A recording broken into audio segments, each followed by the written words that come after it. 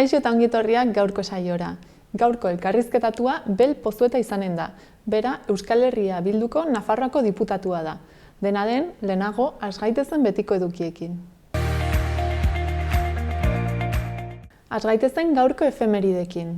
1970ko apirilaren 29an, Uma Thurman estatuatuar aktorea jaio zen. Gainera, 10 urte beranduago, 1980 urtean, Alfred Hitchcock zinema zuzendari ingelesa hil zen. Horretaz gain, apirilaren 29an ere, 2000 urtean, Antonio Buero Vallejo Espainiar antzerkigilea hil zen. Eta bukatzeko, gaurkoa bezalako egun batez, 2011 urtean, duela 10 urte, Erresuma Batuan mendeko ezkontza zeritzaiona, Gilen Galesekoa Elisabet Bigarrena Erresuma Batukoaren biloba, Kate Middleton neskalagunarekin, Londres hiriko Westminster abadian ezkondu zen. Jarrai dezagun gaurko lerroburuekin.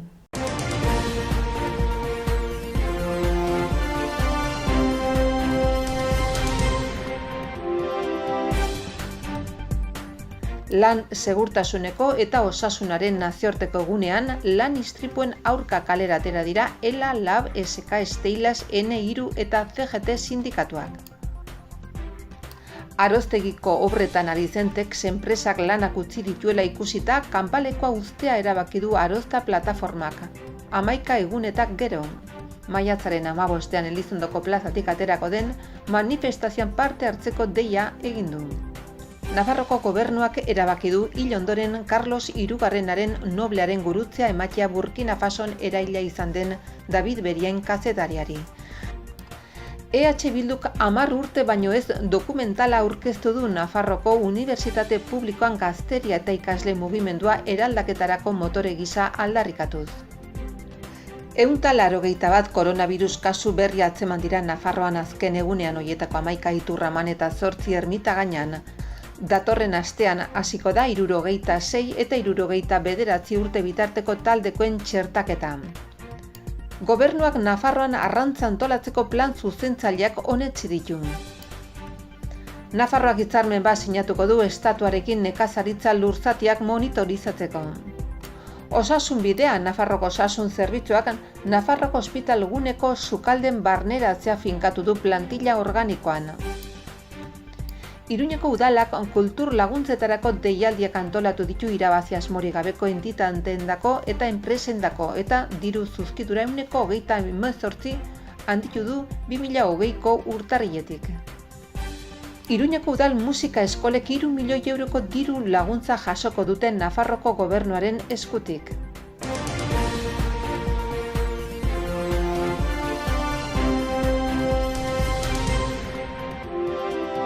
Goazen orain, aste hontako agenda errepasatzera.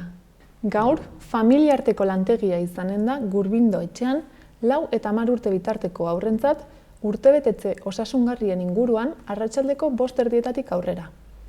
Gaur ere, baina 6:00, Zu txikian bira mundiala dokumentala ikusteko aukera izanen da Katakraken. Horretaz gain, gaur arratsaldeko 7:00 Arrakalak dokumentala eskainiko dute Antsoaingo antzokian.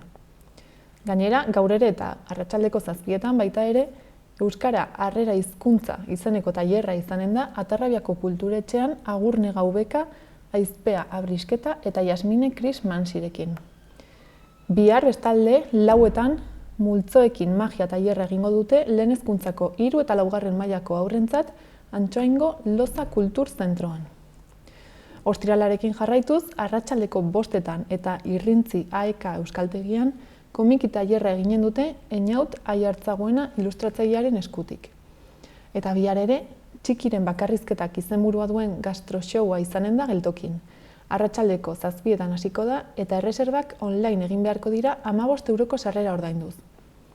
Asteburuari bukaera emateko igandean goizeko 12:30 soinuak eramaten dituen kontuak ikuskizuna eskainiko dute Virginia Elvira eta Itziar Perez de Zirizak Sarrigurengo Faz ondoko udalkarpan. Eta azkenik, igande arratsaldean 6:30 Zapla Nafarroako Bertsoplaza martxan saioa izanen da Zizur Nagusiko kulturetxean. Beñat Astiz, Idoia Granizo, Mielmari Elosegi Luze, Saio Alkaiza eta Xabat Ilarregik hartuko dute parte eta sarrerak 8 eurotan eskura daitezke. Gaurko komunikabideen azalak aztertzen jarraituko dugu. Diario de Notiziasekin hasiko gara. Titularrak dioenez, Nafarroak datorren astetik aurrera 76 eta 79 urte bitarteko 25.000 pertsona txertatuko ditu. Argazkian, omenaldi hunkigarria ageri da, bizilagun eredugarri bati, eta honekin lotuta, Al-Qaedak Burkina Fason Beriain eta Fraileren hilketa aldarrikatzen duela ere jakinarazten du egunkari honek. Diario de Navarrara pasako gara. Honen titularrak dioenez, osasun publikoak ohartarazi du beste COVID handui kezkagarri batzuk daudela Nafarroan. Argazkiaren bidez, David Beriainek Artaxoan hartuko duela atseden nabarmentzen du. Bestalde, datorren astean, 1.609 nafarrek AstraZenecaren bigarren dosia jaso beharko luketela ere aipatzen du azalak. Gainera, Nafarroako merkataritzan 4.000 lanpostu arriskuan daudela azpimarratzen du, eta Volkswagen Nafarroan hornikuntza arazoek jarraitzen dutela ere. Kirolarloan, Areso osasunara itzuli dela jasotzen du, Bilbon ezberritzeagatik. Bestetik, Sancho Lamberto hil ondoren, Garesek bere taldeen jarduera eten duela ere aipatzen du. Eta azkenik, Pedro Barandaia, Nafarroako entrenatzaile karismatikoa hil dela nabarmentzen du gaurko azalak. Gararekin jarrai dezagun. Titularra, handui britainiarrak kurba lautzea zailtzen duela egiaztatzen dutela da. Horretaz gain, foro sozialak torturatuen errekonozimendua eskatu duela ere aipatzen du. Bestalde, azken eremu beroan Joaquin Beltranen bila arituko direla jakinarazten du. Gai aldatuz, India kolapsatu egin dela azpimarratzen du, eta hortaz, pandemiaren amaiera luzatzeko mehatxua egin duela. Gainera, Human Rights Watchek Israeli Palestinaren aurkako apartheida leporatu diola nabarmentzen du garak. Eta azkenik, apaiz kartzelaz mintzo da, Euskal apaizak Frankorekin preso zireneko garaiaz. Berria ikustera pasako gara. Argazkiaren bitartez, hildako kazetariekin minez eta eskertuta agertu direla nabarmentzen du. Horretaz gain, mendiak erkidegoetan alarma egoera ezarri halko dela esan duela ere jasotzen du azal honek. Bestalde, Arlene Foster dupekoak Ipar Irlandako lehen ministro kargua utziko duela iragartzen du. Gai aldatuz, sindikatuek pandemiak lan osasuna okertu duela salatu dutela jasotzen du. Eta amaitzeko, gaur apaiz kartzela dokumentala estreinatuko dela jakinarazten du. Euskal Herria irratiaren orrialde nagusiarekin bukatuko dugu. Albiste nagusia Aroztegiko kanpaldia bukatutzat eman dutela da. Horretaz gain, Nafarroan lehen hiruhilekoan langabezia 800 pertsonatan jaitsi dela ere jakinarazten du. Eta azkenik, Iruñean sexu erasoa egotzita gizon bat atxilotu dutela aipatzen du.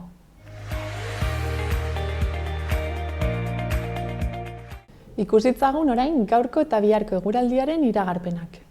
Gaur, giroa ezegonkorra izango da arratsaldetik aurrera, eta temperatura koska pare bat beherago geldituko da.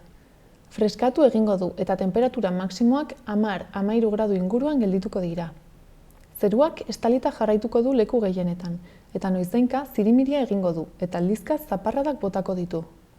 Arratsaldeak aurrera egina ahala, ezegonkortasuna areagotu egingo da, eta zaparradak ugariagoak eta mardulagoak izan daitezke, eta baliteke han-hemenka ekaitzak jotzea.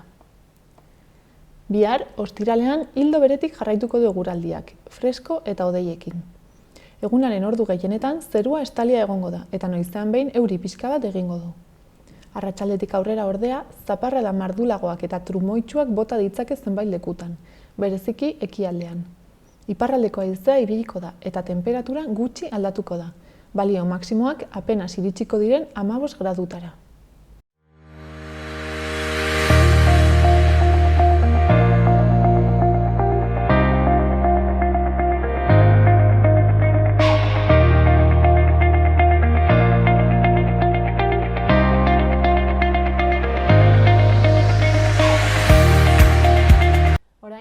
Pozueta dugu hemen, gurekin platoan, bera Nafarroako Euskal Herria Bilduko diputatua da. Kaixo, Bel? Kaixo. Zer moduz? Ongi, esateko ongi. Lanpetuta, ez? Imaginatzen dut ere? Hori bai, hori beti. Hori beti. Beti. Baina, bueno, joaten gara ikasten ere kudeatzen, badaude momentu batzuk nonia pentsatzen dugu ito behar garela, baina hortik ere ateratzen gara.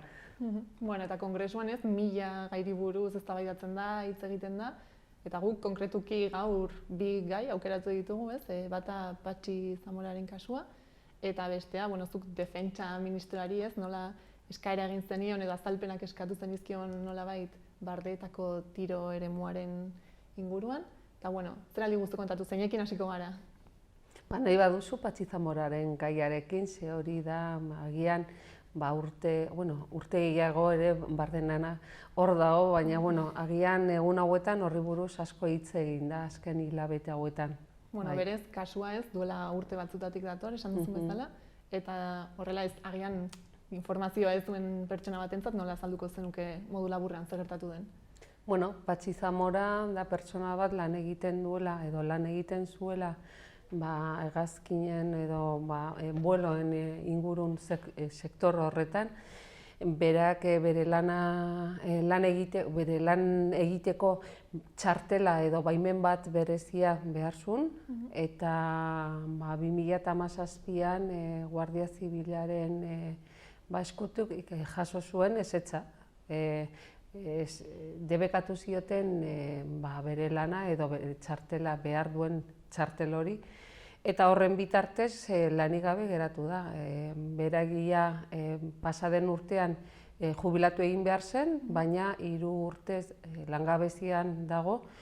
Eta zein da arrazoia? Arrazoi desberdinak eman dira, berari argi eta garbi inoiz ez diote esan, baina duela 2-3 aste jakin izan genuen arrazoi bat ezela, arrazoi ideologiko bat. Susmatzen zen, baina argi esan zioten, esaten diote bera egon zen garaian zerrenda politiko batean, eta zerrenda horretan egoteagatik badirudi susmogarria zela, eta susmo horrengatik ez dago prest lan egiteko hortan. Eta argi eta garbi da planteamendu ideologiko bat eta mendeku politiko bat. Eta pertsona horri mina handia egin diote mendeku politiko horrengatik. Eta berak eskatzen duena da gai argitzea, berriro baimena hori ematea, lanera bueltatzea eta sufrikari honekin amaitzea. Eta zuk pixkatez, gai hau Marlaskaren aurrean ezarri zenuen, eta gero ze erantzun jaso izan da, ze adibidez, Europatik bai esan izan dela datu horiek ezin zirela publiko izan, ez? Badaude gai desberdinak honen ingurun. Alde batetik, beste prozedura batengatik Europan gai hau azaldu zen, eta justizia komisarioak esan zuen ezin direla halako datuak erabili modu administratibo batean, pertsona bati ondorioak izateko. Orduan, alde batetik ezin da modu administratibo erabili datu hauek. Bestaldetik, fitxero batean baldin badaude datuak, denok daukagu eskubidea jakiteko fitxero horietan zer jasotzen den guri buruz, ze informazioa dagoen. Eta Patxik hainbat aldiz eskatu du, berari buruz zer dagoen jakiteko ze aitzakia edo ze arrazoiak ematen diren olako jasanpena izateko, eta ez diote inoiz eman. Orduan, hori berak ez daki zer dagoen, eta bestaldetik hemen Estatu Espainolean erabili da informazio hori, fitxero horietan dagoen informazio hori, modu administratibo batean Patxiri lana kentzeko. Hori gauza bat. Gero bestaldetik Kongresuan guk etengabe hainbat aldiz galdetu diogu barne ministraritzari eta baita ere Guardia Zibileko arduradunari duela 3 aste, 4 aste galdetu nion. Ea zer zekiten Patxi Zamoraren kasuari buruz, zergaitik kendu zioten baimena, eta nola erabili diren berari buruz dauden datuak. Guardia Zibileko arduradunak ez zidan ezer esan. Esan zidan ez zuela ezagutzen gaia. Eta gero, Marlaskak etengabe ematen digun erantzuna da, hori epaiketan edo judizializatuta dagoela, eta berak horri buruz ez duela ezer erantzungo edo informazio emango. Epaileak eman beharko duela. Eta bitartean, argi ikusten dugu dela jasarren politiko bat, mendeku politiko bat, eta berez argi eta garbi Guardia Zibilak erabiltzen ari da. Patxiren inguruko datuak, mina berari egiteko. Eta beti ere jakinda Patxik ez daukala aurrekaririk ere. Orduan, behira nola erabiltzen diren eta Guardia Zibilaren boterea mendeku politiko bat gauzatzeko. Gainera ere ez, aipatzen duzu, badaudela beste bi kasu uste dut, ez, Espainiar estatuan, egoera antzeko batean. Bai, badago Katalunian pertsona bat bera modu berean jasan izan duela egoera berdina, eta Kanariasen, eta nik uste dut Madrilen ere badagola beste bat. Guztien artean 4 pertsonak. Eta elkarrekin edo amankomuna daukatenak, adibidez nik uste dut pertsona bat dagola Ezker Batuko zerrendan, orduan badirudi ere ezkertiarra edo izatea Guardia Zibilarentzat horrek ekartzen du ez daudela pres lan egiteko, eta nik uste dut katalandarren baitare, nik uste dut ezkerreko mugimenduan mugitzen dela. Patxi Zamoraren kasuan gainera ikusi behar dugu, gai honek jabadaramatza urteak, eta Patxi adibidez berari leporatzen diotenak zerrenda batean, hauteskundetarako zerrenda batean egon zela, hori gertatu zen duela 10 urte baino gehiago. Eta bitartean lanean egon da, lasai, arazorik gabe. Baina 2017an ja hori etorri zen. Eta zer dela eta uste duzu gertatu zela hori, baten 2017an ez, hainbeste urteren ondoren? Argita garbi mendeku politiko bat, ez dago dudarik, nik uste dut hori inork ez daukala dudarik. Baina mendeku politiko horren aurrean Espainiako gobernuak ardura hartu behar du. Eta berez, bai nik uste dut alde batetik egia esan behar duela zer dago horren atzetik, ardurak hartu beharko lituzke baitaren ordaina emateko Patxiri, 3 urte daramatzaia lanik gabe eta jubilazioan egon gabe, eta barkamenak. Hori nik uste dut gauzak horiek zailak izango direla, baina nik uste dut konpontzeko hori izango litzateke bide zuzenena. Eta Guardia Zibilaren erabilpen maltzurra ere salatzea. Orduan zuek horretan ez, jarraituko duzu hori exigitzen? Bai, dudarik gabe. Eta bitartean, urteek aurrera jarraitzen dute, baina espero ezagunez, laizter zerbait erantzunen bat edo zerbait jasotzea.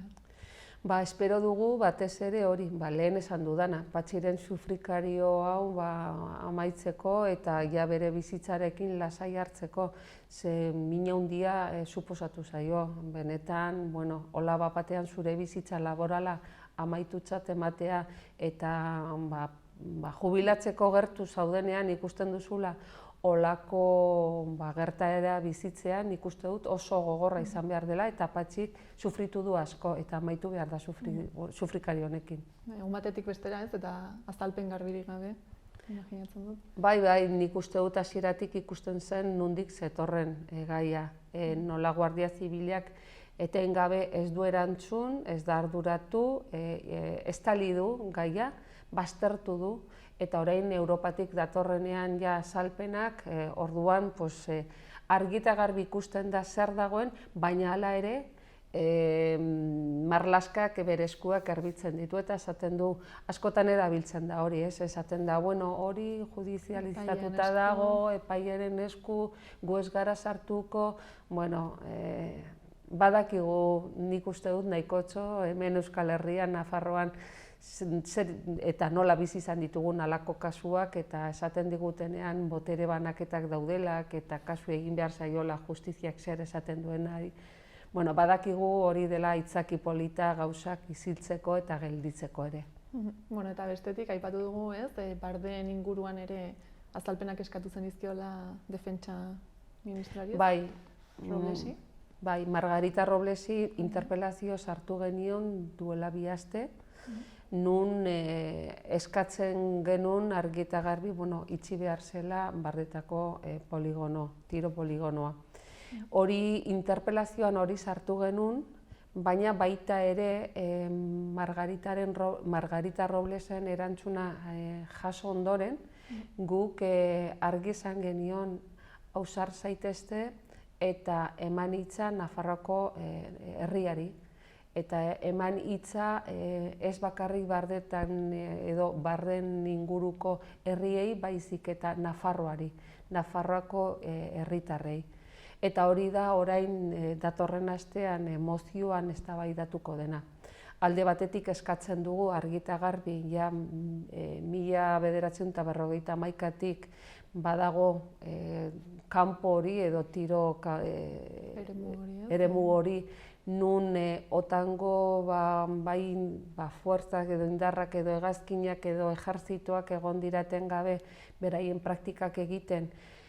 Argi dugu baita ere inguruko herritarrek ez dutela onartzen, naiz eta gero hor 2008tik badago konbinu bat, eta 2019tik, pasaden urtetik edo duela 2 urtetik, adostutakoa da alde batetik kongontzanteek edo hor juntak badaude 19 herri edo udalak, gehi 2 bailarak, eta gero baita ere badago monasterio bat. Horiek dira kongontzanteak.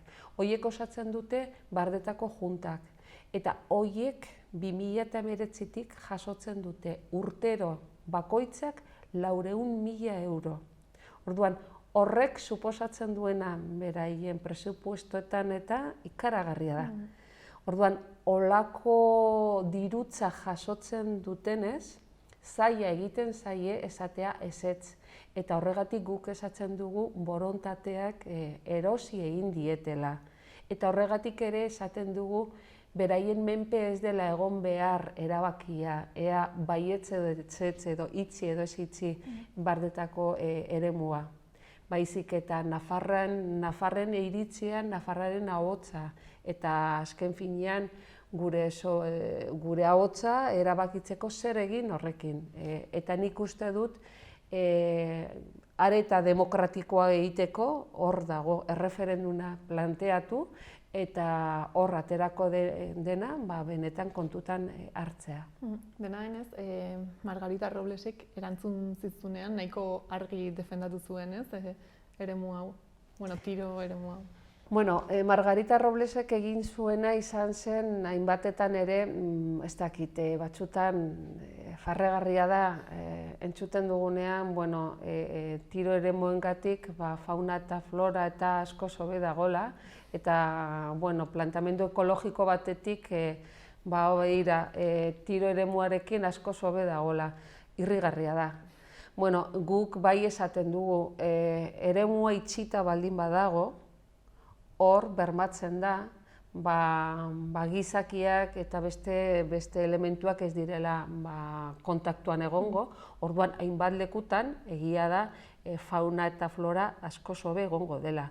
Baina ezin dugu ahaztu ere, otsailetik abuztu arte badago eremu bat itxita dagola bermatzeko hegazkiak nidazioaren garaian lasaitasuna izango dutela.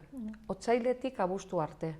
Eta hain justu, duela 2 aste, apirilean, nidazioaren garaian, dagoenean puri-purian, hortik egon ibili dira eta egon dira hegazkinak, eta egon dira fuego edo reala erabiltzen eta bombak botatzen.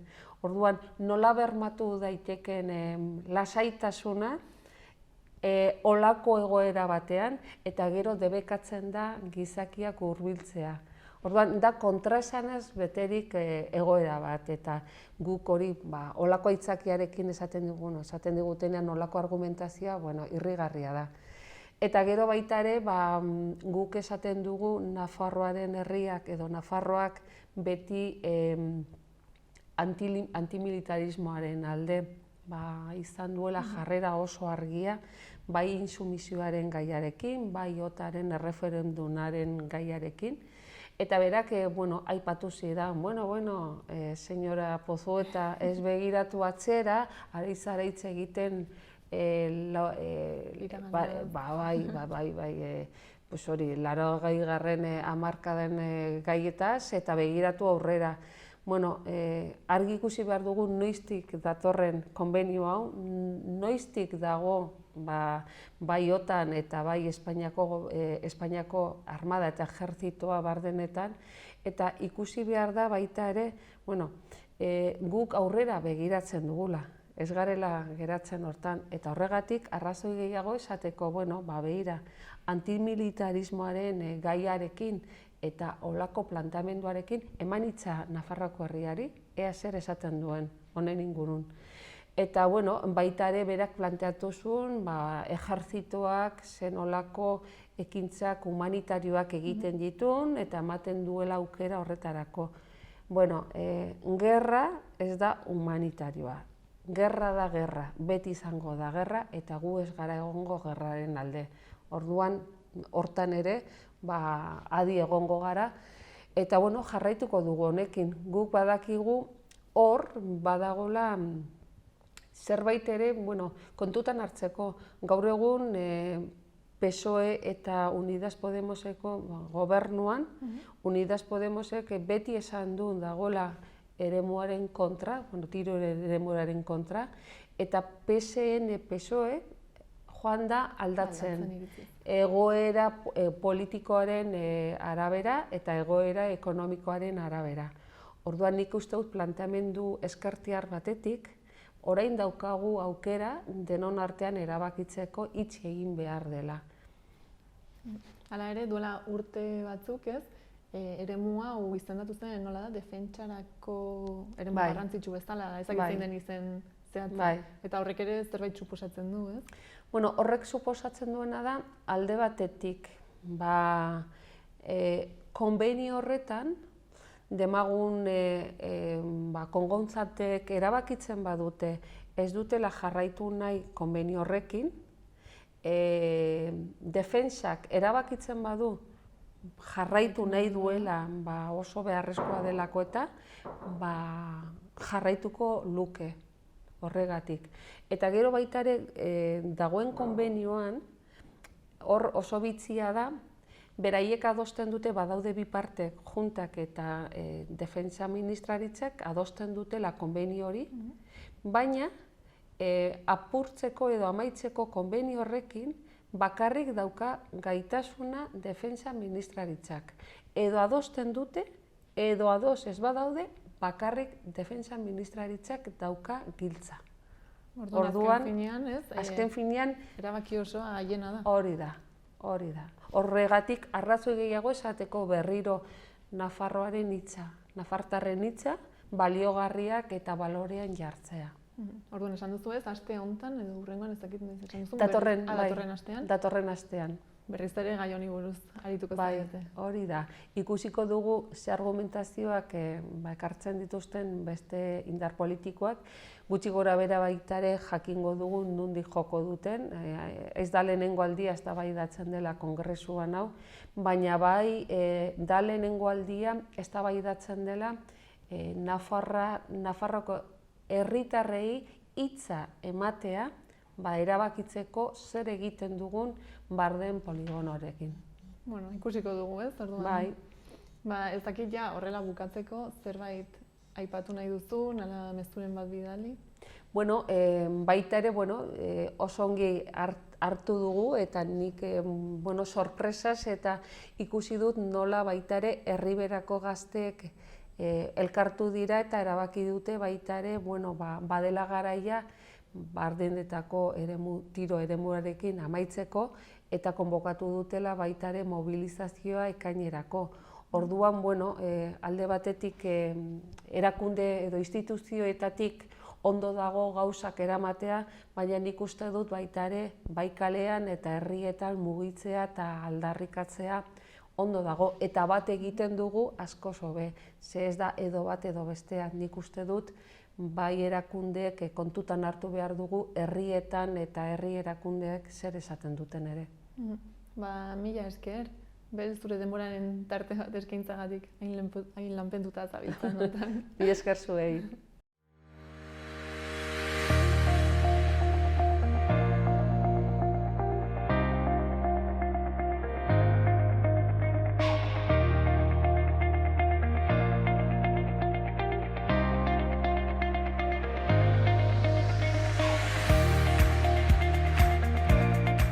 udalerrietako albisteetara pasako gara. Uharten konpartsak 70. urteurrena dela eta bisita oso bereziak prestatu ditu erraldoiak hurbiletik ikusi, txupetea eman eta beraien historiari buruz zerbait gehiago jakiteko. Bisitak maiatzaren 8, 15 eta 22 izanen dira, 12:00 ordu bata eta 4:00 elebiz. Izen emateak online ala kulturetxeko atezaintzan egin daitezke. Oltzako zendean, Noelia Morganak Conmigo errezitaldi musikatua aurkeztuko du bihar arratsaldeko 7 Ororbiako kontzejuan. Edukiera mugatua izanen denez, udaletxean izena ematea beharrezkoa izango da. Bestalde, CD Pamplona 2021-2022 denboraldirako probak egiteko izen ematepea zabaldu dute, eta e-mail ala telefono bidez abisatu beharko dute parte hartu nahi dutenek. Denboraldian 2012 eta 2015 urte bitartekoetan jaiotakoek hartu ahalko dute parte. Azkenik, Iruñeko udalak proiektu eta jarduera kulturalak egiteko deialdiak berrantolatu ditu, bitan banatuz. Bat, irabazi asmorik gabeko kultur entitateendako 329.000 euroko zuzkidurarekin, eta bestea enpresendako 100.000 euroko aurrekontuarekin. Oinarriak Onetsita eta Nafarroako aldizkari ofizialean argitaratzeko daude. Orduantxe aurkezten ahalko dira eskaerak, hilabete batez. Gainera, azpimarragarria da diru zuzkidura 128 handitu dela 2020ko urtarriletik. Udalak baliotsutzat jotzen du hiriaren garapen kulturalari laguntzea. Zuzenean garatu ezin dituen eta beste erakunde eta enpresa kultural batzuek egiten dituzten jarduerak diruz lagunduz. Horrela, kultura ehunaren hazkuntza bultzatu nahi da interes orokorrekotzat jotzen diren eta Iruñeko herritarren bizi kalitatean eragiten duten proiektuak lagunduz. Elkarte eta industria kulturalentzat oso garrantzitsua da administrazio publikoek diru laguntzak ematea, proiektuak bermeaz egiteko behar diren diru sarrerak osatu ahal izateko. Espediente honen udal txosten teknikoak jasotzen duen moduan. Deialdien helburua da proiektu eta ekimen kultural eta artistikoan garapena erraztea, hartara suspertuta dauden tokiko kulturalen sorkuntza, ekoizpena, hedapena, kontserbazioa eta kudeaketa adierazpen askeaz eta aniztasunaz eta herritarrei hurbiltzeaz gain. Baita kultura langileen profesionalizazioa, artistak eta kultura eragileak kudeatzeko eta proiektatzeko jardunbide egokiak, eta proiektu horiek sustatzen dituzten pertsonak eta entitateak kudeatzeko egiturak mantentzea, kulturaren ekonomia bultzatuz. Antolamendu berriaz gain, iaz egin ziren hainbat aldaketa finkatu dira. Adibidez, gastuen justifikazioa aurkezteko epe bat gehitu da, urriaren amaieran. Jarduketa bukatu duten entitateek ordainketaren bigarren partea lehenago kobratu ahal izateko. COVID-19ak sortutako egoera kontuan hartuta, zeinak kultura jardueren garapenean eragin baitu, onartuko da salbuespenez zeharkako gastuak proiektuaren 125% izatea eta justifikagarritzat onartuko dira alarma egoeraren ondorioz egin izan ezin diren jarduerei dagozkienak. Berrikuntzen beste adibide bat balorazioa da, non puntuazioak doitu baitira sareen lanari eta publikoak erakartzeari balioa emateko eta Agenda 2030 eta garapen jasangarrirako helburuetara egokitzeko. Azkenik, 40.000 euro baino gehiagoko proiektuei ordainketaren 100% aurreratuko zaie.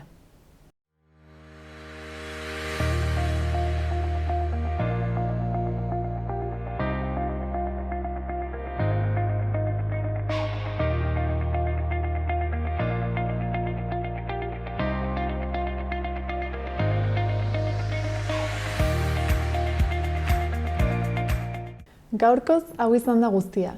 Eskerrik asko hor egoteagatik eta bihar arte. 11 egun egon gara Aroztegian gure lurra defenditzeko antolatutako kanpaldian. 11 egun hauetan gure ingurua xehatzeko helburua zuten horiek gelditu ditugu. Makinen aintzinean paratuz gure gorputzak. Elkarri helduta egin diogu aurre, egunero mehatxatzera etorri zaizkigun kolorez berdinetako indar errepresiboei. 11 izan dira kanpalditik kanpo lanean aritu diren lagunak ere. Elkartasun olatu batek babesa eta indarra eman digu. Lekarozko herritik hasita Euskal Herriko hainbat txokotatik pasatuz. Saretzeko eta gure borroka indartzeko balio duten harremanak sendotu ditugu. Gure helburua den txikizio hau gelditzeko ari garen bitartean. Elkar zaindu dugu, lurra zaindu dugun bitartean. Argi baitugu helburua bezain garrantzitsua dela bidea. Joan den hortzirarean eraman zituzten Aroztegia eremutik hondamakinak. eta borroka luze honetan ospatzeko moduko garaipena izan da. Hala ere, ez dugu atzendu behar helburua udalez gaindiko eragina duen plan hau bertan behera gelditzea dela, eta ez dugula etxiko hori lortu arteo. Nafarroko gobernua Palazio de Arostegia SL eta bere konplize den Tex enpresari argiki adierazi diegu hemen herriak agintzen duela, eta heldu dela inposizioen aintzinean beti edukiko gaituztela parean. Texek alde egin zuela ikusita, gure kanpalekua altxatzea erabaki dugu. Gure indarrak maiatzaren 15ean Elizondoko plazatik abiatuko den manifestazioari indarra emateko helburuarekin. Ez gara zozoak. Badakigu proiektu honen bultzatzaileak ez direla horretan geldituko. Baina jakin behar dute gu ere prest gaudela behar den guztietan itzultzeko. Txikizio honekin segitzeko tentazioa edukiz gero itzuliko gara, eta berriz ere geldituko ditugu. Afera honetan, diru gose aseezina duten kapitalista hauek baino ardura handiagoa dute Nafarroko gobernuak eta bera babesten duten alderdi politiko guztiek. Inposizio hau ez delakoz posible eroskerian eta ustelkerian oinarritutako sistema bat onartzen duten eta horren parte diren ordezkari politikori gabe. Horregatik berriz ere Nafarroko gobernuari zein modu zuzenean edo zeharka ura babesten duten alderdi guztiei UGP hau bertan behera uztea beren lehentasuna bihurtu dezaten eskatzen diegu. Hortik aparte egiten diren eskaera guztiak itxurakeria eta zurikeria bertzerik ez dira. Eskerrak eman nahi dizkiegu borroka honetan modu zuzenean zein zeharka parte hartu duten guztiei. Etorkizunean ere elkarrekin bidea egiten dugun ilusioa dugu. Arostegiaren aldeko borroka bizitzaren aldeko borroka denez, guztia gara beharrezkoak. Herriaren hitza errespetatu, Arostegia geldituko dugu.